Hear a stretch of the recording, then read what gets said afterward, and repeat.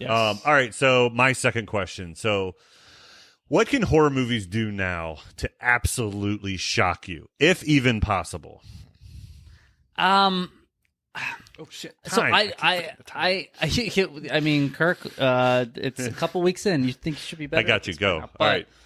No, I don't know if there's anything that can shock me at this point, but that's also, I watch so many horror movies. I think I'm numb to it, but I will say one thing. Now, this is going to sound bad how I say it, but one thing that always lets me know that I'm in for a ride is when they start killing the kids in a movie.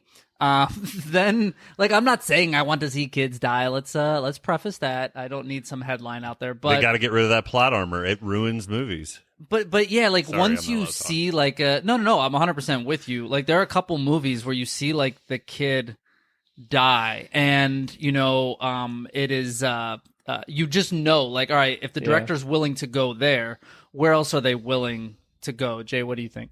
It's funny you mentioned that, because the one thing I have written down, first of all, I don't think there's anything else like shock value for me, just because I think for the amount of movies, I mean, I've probably watched hundreds of thousands of horror movies in my lifetime to this point. I'm not gonna say hundreds of thousands, but That's a lot. just being like, but I'm just saying I've seen it all. But the one thing I did write down was, like, you always know it's going to be a great movie when there's a child mutilation. So that's the one thing I had. Why do you got got to say it like that? Like, I mean, that's the worst way that you could say. Wait, time out. What Kirk's question specifically said, what can a horror movie do to shock? I guess that's true. Child mutilation, it would be a shock. You just said child mutilation so happily. It just kind of shocked us.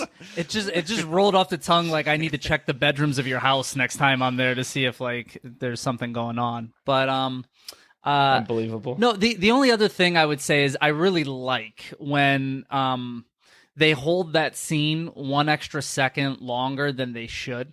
You know what I mean? Like, that provides a little bit of shock, because we're in the day and age of jump cuts where, like, something happens and you're like, oh, that was so cool. And you saw, like, just blood splatter for 1 second. But I think if they held it for an extra second or two, like, that would also provide some different, shock value.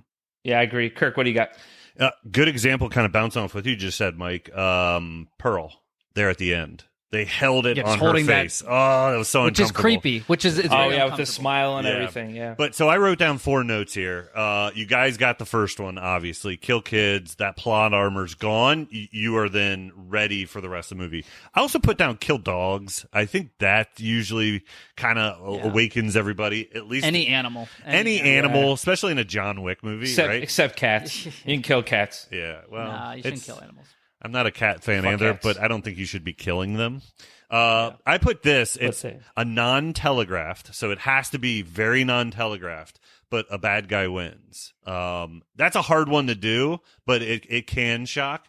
And then my fourth note, after thinking about this for a few minutes, was not much after The Mist. I'm pretty much numb after that movie. So, Amen. Amen. Amen.